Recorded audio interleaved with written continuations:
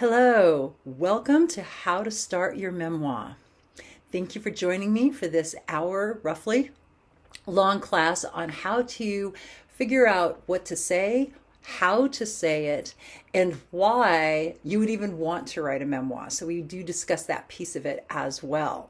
If you want more information or a longer process and a longer class, look to my website at Catherine/Bramkamp.com, and I list some of the live Zoom classes that I periodically offer that you can participate in and do exercises in and kind of get even a better grip on what your goals are. We also have live, we call them write-aways through writingfromthequeenseat.com. And the write-aways are anywhere from 3 to 7 day workshops where we meet with you, my partner Shama and I meet with you and help you through your start or your finish, wherever you are. And of course, if you're interested in publishing, look at our Soul Scribe system, also on writingfromthequeenseat.com. So today we're going to talk about how to start your memoir, how to get that going. And I'm here to help. So let's talk about what a memoir is. A memoir is a moment in time. It is not an autobiography, nor is it a biography. So here's the difference. Autobiography is a biography you write about yourself. Biography is written by somebody else about you. What I have always found very interesting as I've worked through my studies is the difference between the information delivered by the let's call them, the famous person. Okay, delivered by his or herself in her autobiography versus what a biographer, perhaps during the lifetime of the subject matter or after the subject matter has died, the difference between the two sets of facts, quote unquote. And we're going to talk about facts in a little bit. Our own interpretation of our lives sometimes are very different than how others see us. The advantage of a memoir is that you get to tell your story. You own it. It's your interpretation. It's your life. So as we go through the steps, remember that you are writing about you and your truth. No one else gets to tell you what that is. Now, you don't want to go overboard and make up stuff. Talk about that in a sec. However, you also are not obligated to write out something, say, from a family situation. You don't need to go to a sibling or to a parent and say, hey, is that true? Because they had a different childhood than you did. They had different experiences than you. That's the beauty of a memoir. It is your take on something. And it can be glorious, it can be tragic, but also it can be something that you need to say. It's a period of time. It's something that you feel strongly about, that you want to share with the world, because the world will be a better place for knowing your story. That's the beauty of this, and that's why I encourage people to write their memoirs, to do the research, to learn more about themselves in the process. Life, as we know, is very interesting. Now, if I had $1 for everybody who said to me, oh, you're a writer or you're a writing coach, my life is very interesting, I should write about it. And then I say something like, you should do that. Or I say, I can help you. Or I tell them my hourly rate. Whatever it takes to move them away from me so I can go get more wine. Yes, our lives are very interesting. The trick, as you will see, is to discover if your life or an incident in your life has enough chops to be a book, to be a memoir. What I've also discovered in the course of coaching and working with many, many clients, all of whom have had actual pretty good success. Happy about that. What I have noticed is that in the process of writing one thing, so let's say you're not just, but you're journaling. Let's say you are working diligently on a business book. Let's say you have started a novel. What is interesting is what comes up personally. That is completely normal. That is why in the journaling class that I give, that you can access off the website, I talk about having categories for ideas. You may need to do that even as you create a memoir or as you're writing another piece. Because as you know, writing begets more writing. Writing begets more ideas, more more emotions, more stories. Capture those. Do it enough, write down enough of those stories, and you may very well have a great, big, wonderful book that you didn't even know you had in you. So I encourage that, definitely. So who and how did we get here to the point where you see nothing but memoirs? There's big sections in bookstores. Amazon has big categories: memoir, nonfiction, autobiography. Where did this propensity come from? And I know you're going to say something like, well, we spend a whole lot of our lives with a camera turned towards us, where we're always in the foreground, and the Acropolis, the Great Wall of China, the Eiffel Tower is in the background. It's all about us. And you are right. That is definitely a current 21st century propensity, is to put us and privilege us into the foreground of anything that we do. But it has a long, memoir writing, journaling has long precedences. First one is Michael Montaigne from the 16th century. He was a little ahead of Shakespeare, just to put it in context. And in fact, Shakespeare read Montaigne's work and used some of Montaigne's ideas to populate his character developments. Very cool, right? Okay, maybe not for you, but I am a super geek about this stuff.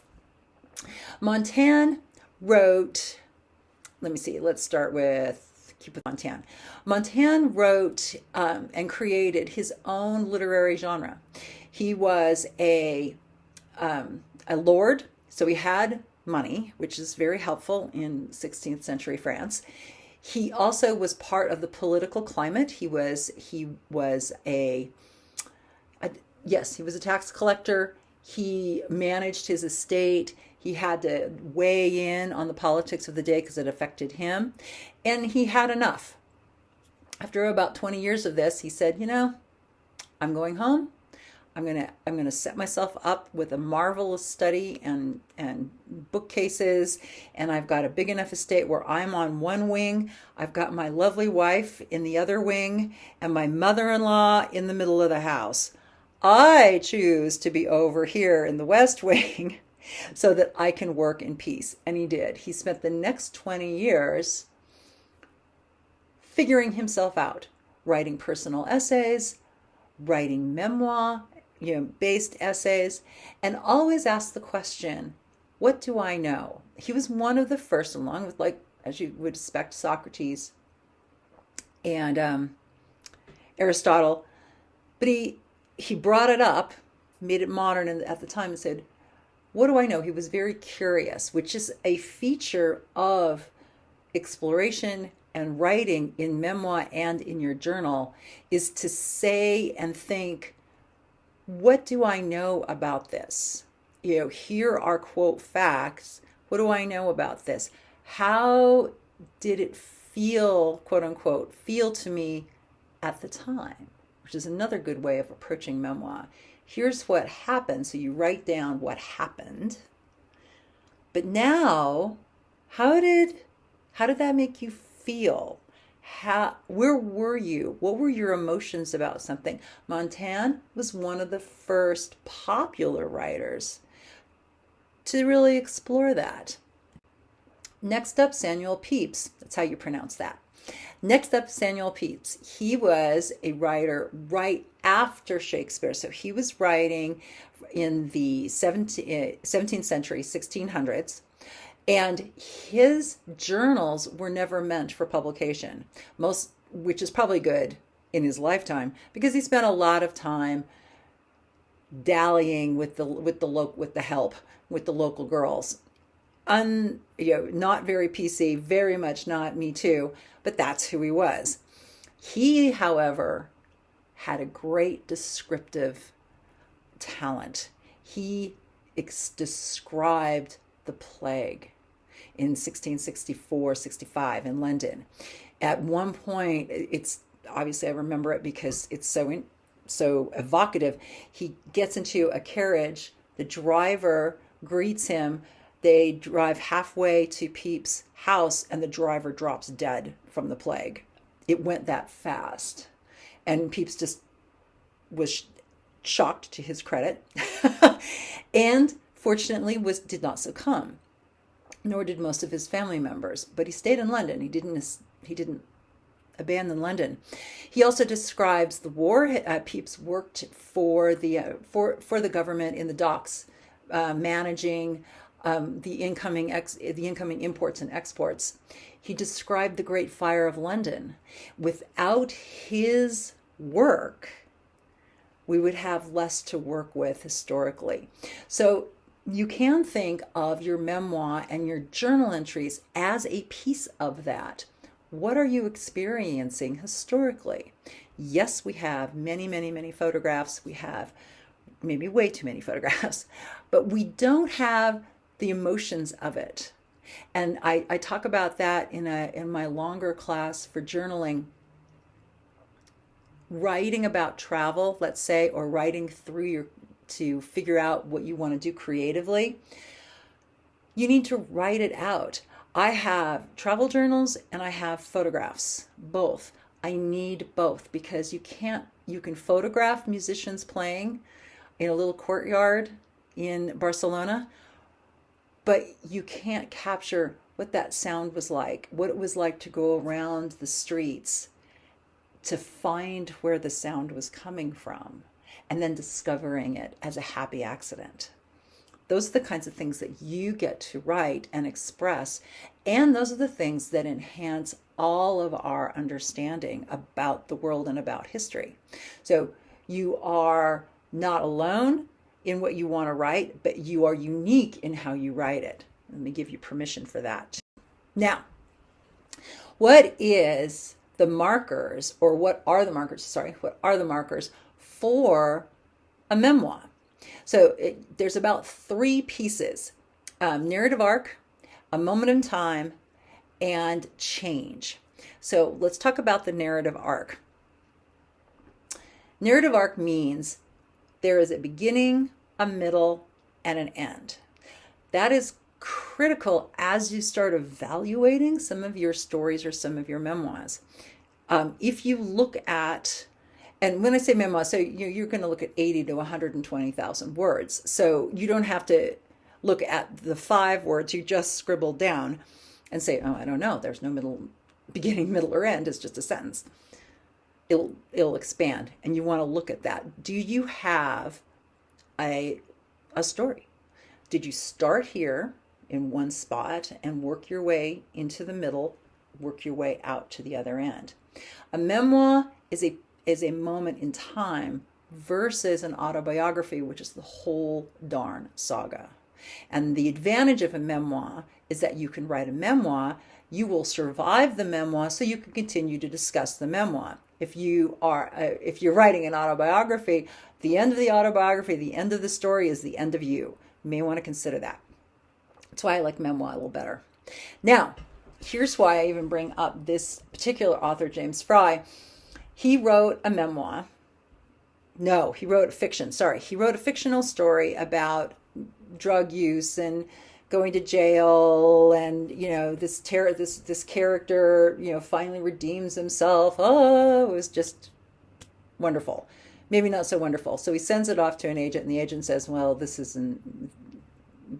kind of standard fiction, but If we said it was your real life, that would be rocking and that would work. So that's what Fry did. He took an entirely fictional piece, an entirely made up story, and claimed it as his own experience. I would recommend not doing that ever. First of all, everybody knows the story and how it ends with James Fry. So if he goes on Oprah, oh, you survived drugs and you survived, going to jail, and oh, look at you, and oh, you're better now, yay. Then Oprah discovers he lied, because that's essentially what happened. He lied. He made it all up and then claimed it as his own. If you need to make stuff up, by all means do it. You get to call that fiction. That's how that works in the literary world. Oprah drags James Fry's sorry ass back on television and berates him for like 15 minutes. She was so angry at being bamboozled, at being lied to. Now, one could say, and I have hung out with authors who have said this, he got on Oprah twice. That rocks. That's the win. Even if she's yelling at you, it's the win. It's an unfortunate win, and unfortunately, nothing this author ever has written since then has been popular, believed in, real. So if you feel compelled to make up pieces, that's fine. That's the start of your fiction book. And there is nothing wrong with that at all. And in fact, sometimes that's what we need to do. We've got the beginnings of a very interesting story. True. Then we have to move it over to pick up a couple more interesting characters, to combine interesting characters. I mean, most of us are not interesting enough in our own lives to make it the cut as a fictional character. Usually we take a lot of different people and we throw them all into one big, bold fictional character. Totally fine, by the way. But you don't want to pass it off as, quote, the true story. That's why you see so many films with the little tagline saying, based on a true story, or, which I love, based on a mostly true headline, based on a mostly accurate tweet. Fine. That's fine. But we're not trying to pass off anything that didn't happen.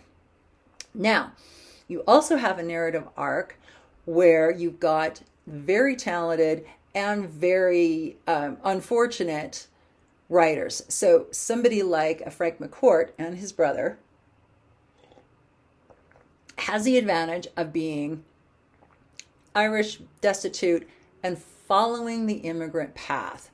So his narrative arc starts with his situation in Ireland, his mother's tragedies back and forth, and there's a lot of moments that are very upsetting in this book, and you start feeling for the author, right? You start feeling for, like, is he going to get out of this?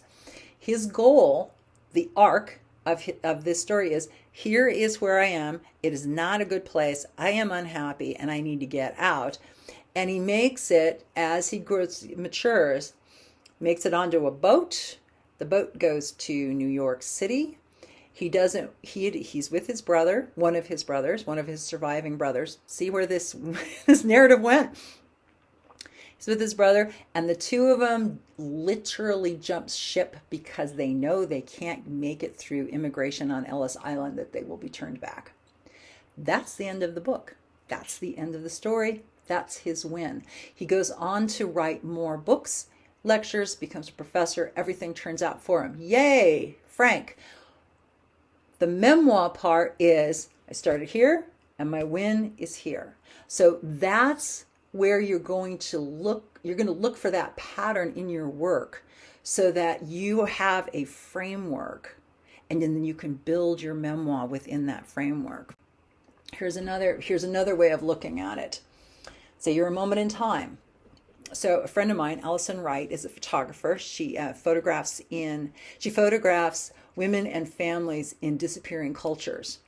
Coolest job ever. So she is amazing, and she wrote a memoir. So when I met her, I'm looking at her, I'm thinking, you seem a little young for somebody to write a memoir, conflating it at that point with like an autobiography. Not at all. She had one incident.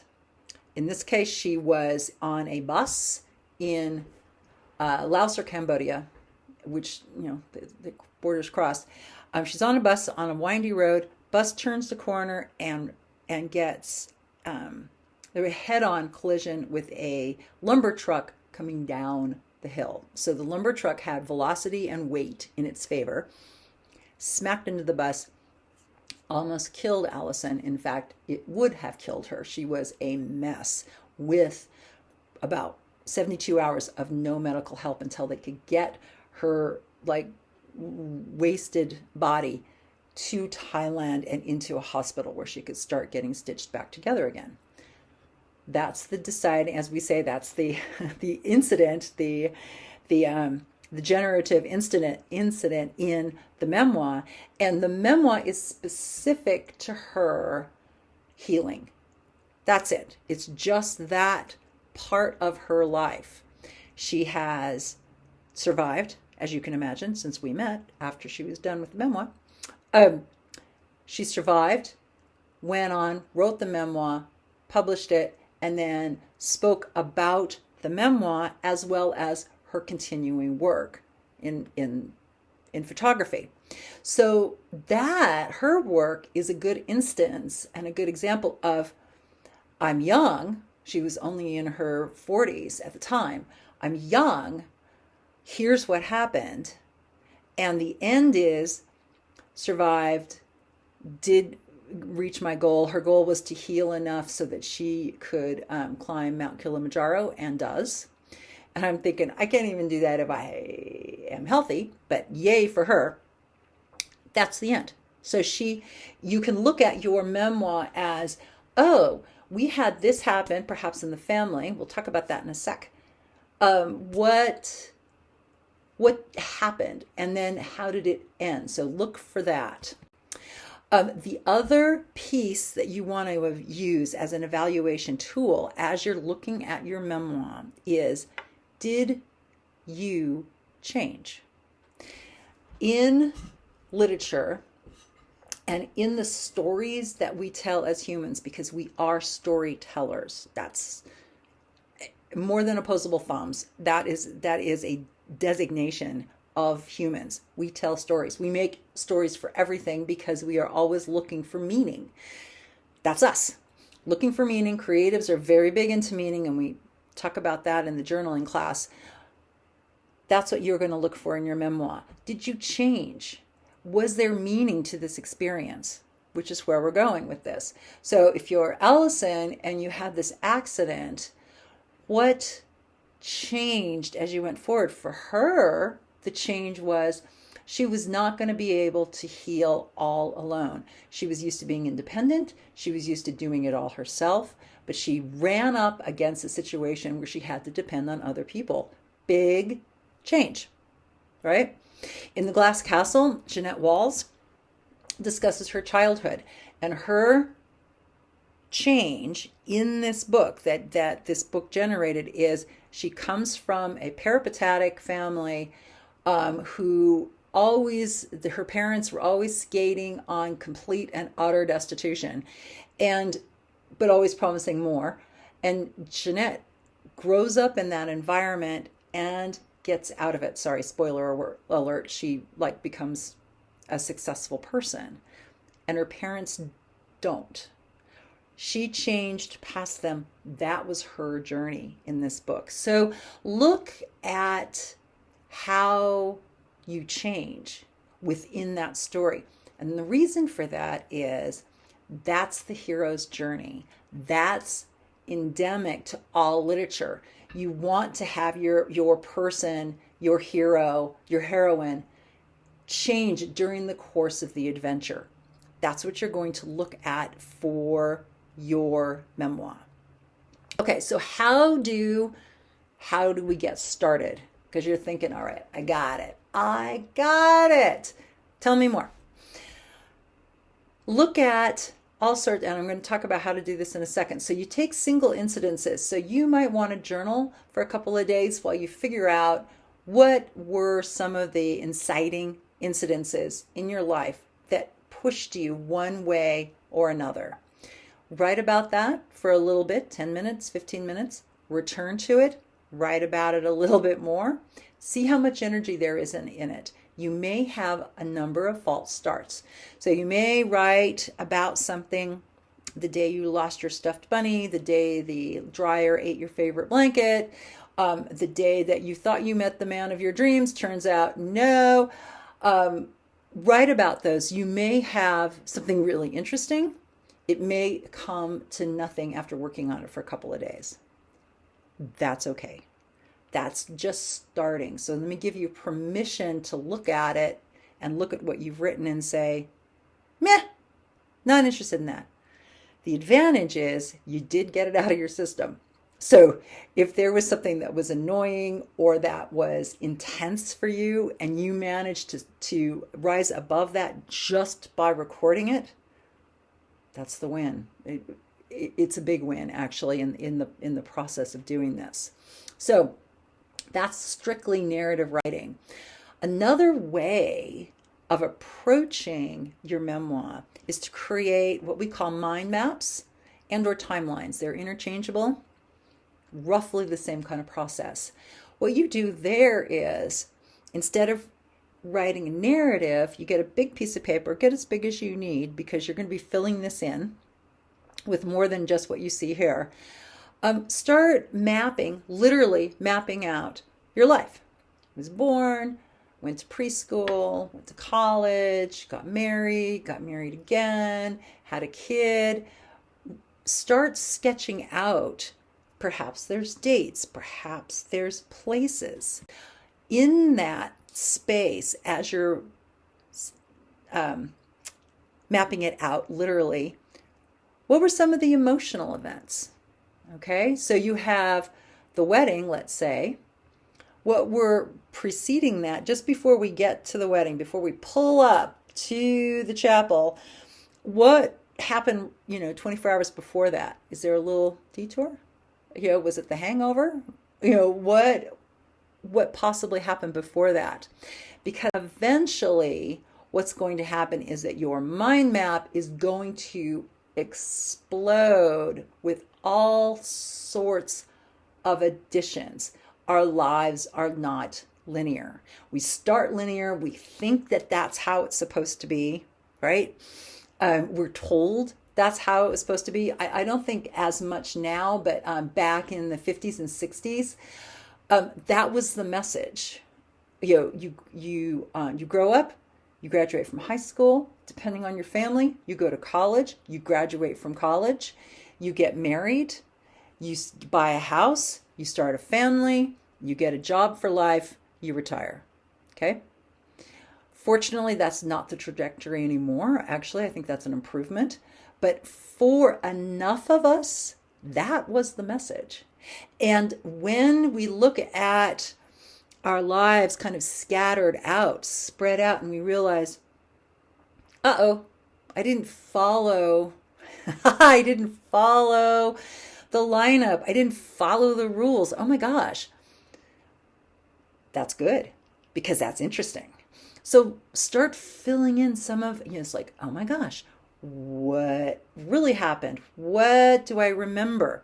Sometimes there's going to be dead ends. So you want to look at, where did you go? What did you do? Where were you? And then leave it. The next step is, as you're looking at all of these spaces, who gave you directions? Just to keep beating this metaphor to death. Who gave you the best directions? When you were in college or high school, was there a counselor or a teacher who said, hey, have you thought about mechanics? And you hadn't thought about mechanics. And so you put that little bubble, it's like, thought about mechanics. You either pursued it or you thought about it, but then went a different direction. Those dead ends, those moments that you did not pursue can be a story in your memoir. What would have happened had I done this would be a question. Or, as we talk about in journaling for creativity, you look at those maps and you say, I had a propensity for let's say car mechanics. I'd like to get into that. I'd like to pursue that. How do I go about that? I find that if I look at some of the roads not taken, and I start listing the direction givers and where people sent me, and to the right instead of to the left, then I can start looking at, and I start looking at, well, what did I miss? What would I like to still do? Because sometimes getting back to something is a matter of time. We're on our trajectory. We're doing the kids, we're being the parents. We're being the good employee. We're on our career trajectory because it's exciting and we want to stick with that. And we miss things that were these moments that we weren't really, it's like, oh, that's right, I always wanted to embroider. Oh, that's right, I was really excited about art, but I never took the time to pursue it. As we mature, there are options to pursue those things that previously were not available because of time, space, relationships. So do look at that. Also consider, as you're looking in a memoir context, who gave you the worst directions? Who told you the worst information you have ever heard in your life? And at the time, you're thinking, oh, maybe they got something. That sounds pretty good. Or maybe at the time, it was the worst directions and you knew it, so you ignored them. Or it was the totally worst directions that I'm looking at are well-meaning but evil uncles or bad lovers or bad spouses that just veered you off to something completely different, which again would be an interesting memoir. Here is an incident where I was told to go right, so I went right, and it just didn't work for me at all. So I have a friend of mine, Sans Halls, who wrote a book about her experiences in Scientology, veered off, married into it, and was in it for 10 years. Her memoir is those 10 years and what it took to get out. So sometimes those detours, those spaces where you ended up in something make great memoirs because you got out. Well, at least I assume you got out. If you're still there, let me know. But there's that escape motif in many memoirs. Here's how I left the blah, blah, blah. Okay. And it can be, here's how I left a marriage. So the marriage itself, that's the beginning, the wedding, and the divorce end, right? My career, beginning, end. And how did I change? What did I learn? Who was involved? Little note on that. Who was involved? Likely your family. There is a lot of discussion in memoir and in autobiographies. What do you do with the family members? You can't change their names because they're all going to know it's them. And some families are all in and you can write your truth and they are fine. Others perhaps were not as generous during your lifetime. They weren't as helpful during your period of time that you're discussing, and you want to either protect them or protect yourself, right? That's tricky. I would still say stay with it and write the truth, because maybe you can change something later. Remembering if you change a lot, now you're moved into fiction, and that's okay. The thing about writing a memoir, changing it to fiction, no matter what you do, you'll have the relative who you changed everything about them, they'll still recognize themselves. Or if you're my mother, you will recognize the wrong character as yourself. which I find terribly entertaining. She's like, oh, I'm the mother in this book, in my Real Estate Diva Mysteries. I'm the mother in this book. And I'm looking at her like, that's not you. Okay. I let her think that, and then we're all happy. So another place to go for background and information for your memoir is, of course, genealogy. Ancestry.com, 23andMe, mostly Ancestry.com is kind of the go-to place right now. Who are your relatives? What is their story? Particularly if you go back and you look at who gave you really bad directions, who gave you super bad advice. Why? Because there's going to be a background to that. There's going to be some history to that. And getting into that history pushes you way over into the Frank McCourt background, where you're like, okay, why was my mother, Angela, by the way, is the mom, that's why he calls it Angela's Ashes. Why did my mother do this? Jeanette Walls, after she wrote her Glass Castles, really was interested in why her parents were the way they were. Why did this happen? So she went back and interviewed her grandmother and did research on the background of the family, and realized as she was doing the research that she couldn't present her findings, and the book is called Half Broke Horses. She was making up dialogue essentially, because her grandmother wasn't able to deliver dialogue verbatim, because nobody really remembers what they said, right? I don't even remember what I said yesterday. So really 40 years is going to be a little hard. So Jeanette, as an author, was creating the dialogue. This probably happened. This probably happened. Well, she did it enough where she realized, with the shadow of James Fry over her head, over all of our heads, she said, "Oh, this is not true. I have to make this dialogue up to make the book work." So Half Broke Horses is a fictional account. And she just explains exactly what I explained. And she says, this is what I believe to be true. I made up dialogue. I made up the narrative so that you as a reader have something to hang on to, so that it's readable, but it's not verbatim. Good way around it. And I appreciate that she was very conscious of the lines between fiction and memoir. So we give her, I want to give her a big shout out. But that's a place to go, is to look at the genealogy, to look at your family. Another little side note on that I recommend in my longer journaling class, I have, my mother, let's go back to my mother. She has a big amount of original documentation on the family. That's why I don't have to go to Ancestry.com, because my mother's done all the work for me. Thanks, Mom. Huge amount of work.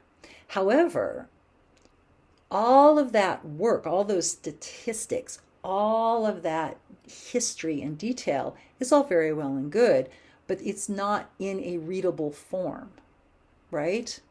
It's not interesting because there's no story. So I asked her to write about the work. Can you, I said, tell me the story about this picture with my grandmother in front of the family car? Can you tell me a little bit about what you remember about the family house here, the family house there, the town here, the bridge there? Can you give me the stories that you remember? And she did, to her credit. So she created 4 very slim books that had photographs and the stories about the photographs. One for my grandmother, one for my grandfather, one for my dad's mother and my dad's father. She sent the one about my grandmother to a cousin. They shared, that would be his great aunt. Sends it to him. He calls her up in tears and says it was the best gift he ever received. Ever. Because it was the stories of the family. And if you can do that, if you can create something that simple, you're not a big publishing sensation, you're not a bestseller, but you helped, well, I don't know, you made a relative cry. That's kind of good. But you delivered stories. Huge, because again, we're storytellers. We want to know what the whole story is. So as you look at your family and their stories, consider, what were their influences? What kind of communities were you from and they were involved in? What were the roles that each played as you struggled? You might have struggled to get yourself the heck out, or you absolutely embraced it and you want to make sure that your culture is continued. There's a lot of power in that as well, because we have increasingly homogenized experiences. So if you come from a family and a culture and experience that is not only unique, but also valuable and worth expressing and saving. It's like saving your native language and our native languages. The more we save those, the more the cultures will survive. That might be your role. You don't know until you start writing these things down. It may be your role to help solidify and discuss and preserve the stories of your own unique culture. And that is a absolute gift to the world and not unimportant. So I'm going to thank you ahead of time for even considering it. My own story is like super white Midwest, forget it. I tried a memoir at one point. It's like, all right, that's really boring. We're going to have to move on to fiction. So sometimes you make that discovery as well. So as you're writing the memoir, consider your travel style. And this is a consolidation on a whole lot of work that can be done with voice and characterization and syntax and how do you express yourself grammatically. But think about, this is an easy way of doing this, think about your travel style. Do you argue with Siri? Do you ignore directions? Because that can be a brilliant way of creating a memoir.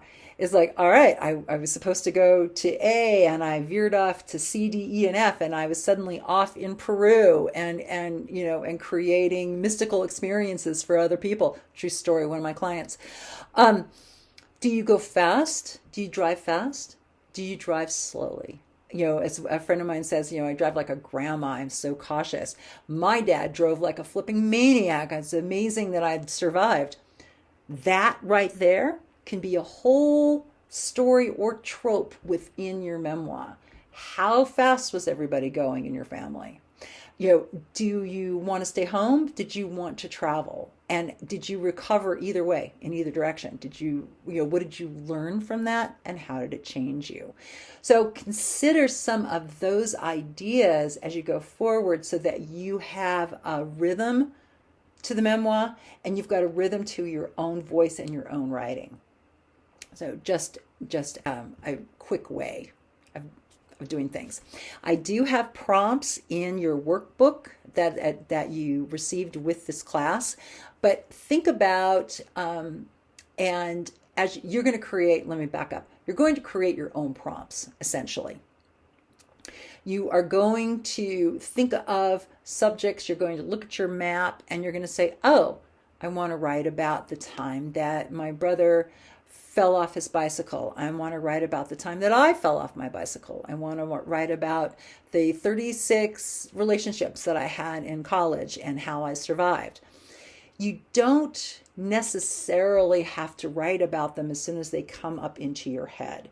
So I would recommend that you keep your prompt list, your prompt journal, essentially. And as you think of ideas, write them down in the journal, right? So you write down bicycle story B, the cooking class I took in Provence that changed everything. Then when you're ready, when you do your daily writing, and I would do this daily, you journal, you mess around, and you say, oh, that's right, I was going to write about the bicycle trip in Tuscany. And you pull that out and you start writing a little bit about it. Ooh, okay, I'm done. Put that back in your files. It's a less fraught way of approaching your project. You don't want to wake up one morning on a 4-day vacation and say, all right, I'm locking all the doors. I have DoorDash. I've got takeout food, and I'm going to, quote, write my memoir, unquote, in the next 4 days. It will be excruciating and frustrating, and your lawn is going to look really good, and you might even take a toothbrush to the tiles in your bathroom because it's too much. You absolutely just froze yourself. So I would recommend not doing that and giving yourself some more time to create your work and write in small increments. Write your truth in time, 10 minutes, 15 minutes, 20 minutes at a time, so that you can give it time. You can give it space to breathe. The more you write about it, the more things will start occurring to you. It's an absolute guarantee. So you want to capture that. You want to be part of that and live with it and be with it. A aside on that is you're going to live with this. You're going to live with this for a long time. So before you launch into, and I talk about this with both with fiction and in business books as well, you are going to have to deal with this even after it's written. So let's say you write this great memoir, you get a publisher, you publish it yourself, you get it out in the world. Remember that now you're going to have to find an angle and a way of talking about it. So it needs, and that goes back to your change and to your story arc. If you had a difficult time, if it was a difficult process, let's say, and there's a number of them, like a number of memoirs like that, find an angle that you can use as a discussion point for the work itself that doesn't drag you emotionally through the same trauma repeatedly. I don't think it's good for us to spend a part of our career or even a few more weeks than necessary reliving terrible trauma. That is not how we grow, and that's not something I would ever recommend on any level. So when I have authors who have worked through a very difficult time and they say, well, how do I explain this? How do I discuss this? And I recommend, instead of constantly discussing the trauma, talk about the survival. Talk about where you are now, what you learned, and where you're going, which is what Allison does in her Learning to Breathe book. She says, yes, this has happened. Here's how and she goes right to, here's how I recovered, and here's what I'm doing now. So do look at, when you're finished with the memoir, look at what you did to change. Look at the triumphs and emphasize that in your next steps during your promotion, in who you do your outreach to. So that it's not about, you don't spend an entire career talking about poor you and you were a victim. You spend an entire career sharing that you did something and succeeded, and you're going to show people how to do that. You are going to enable somebody who may be in the middle of what you went through, and you're telling them, you can get out. You can do this. I did this. You can do this. So you can, flip your script so that you can be helpful rather than just exploitive. So don't exploit yourself and allow yourself to move on. Be that changed person, and then express that in your later discussions. Thank you for being with me and listening to this class. I wish you all of the luck and success as you look at capturing your story and making it work for you. And what I have found when we do write our memoirs, even again, if we don't publish them, writing them out and doing those timelines and creating those alternatives and those detours help us learn so much more about ourselves and can be amazing gifts to help us move forward. Maybe we do something different. Maybe we do something better. I have never known anybody who hasn't become a better person for having written something down. So thank you. If you are interested in learning more about some of the processes, you can join the online journaling class. It's listed on my website. There is a whole system for writing your business book, and it does apply to memoirs as well. It's called the Soul Scribe system on the writingfromthequeenseat.com. And we have, as I said, if you check my website, we have write-aways. So we'll have actual live workshops. You can join in. Right now, I'm working off the West Coast. So there's some in Arizona. There's some in Northern California. Central California, if we can get down there. Sign up for a live class on Memoir. Those are listed too, and those are Zoom classes where we go through part of what you just experienced here, but we dig into it a little bit more. I do writing practices during the class and then give feedback, because I believe in telling people how great they are and encourage them to do more, so that it's more sharing. You get more discussion. You can ask me questions. So there is that option as well. You can find everything on my website, which is where you found this. Thank you again, and I appreciate your time, and the best of luck to you.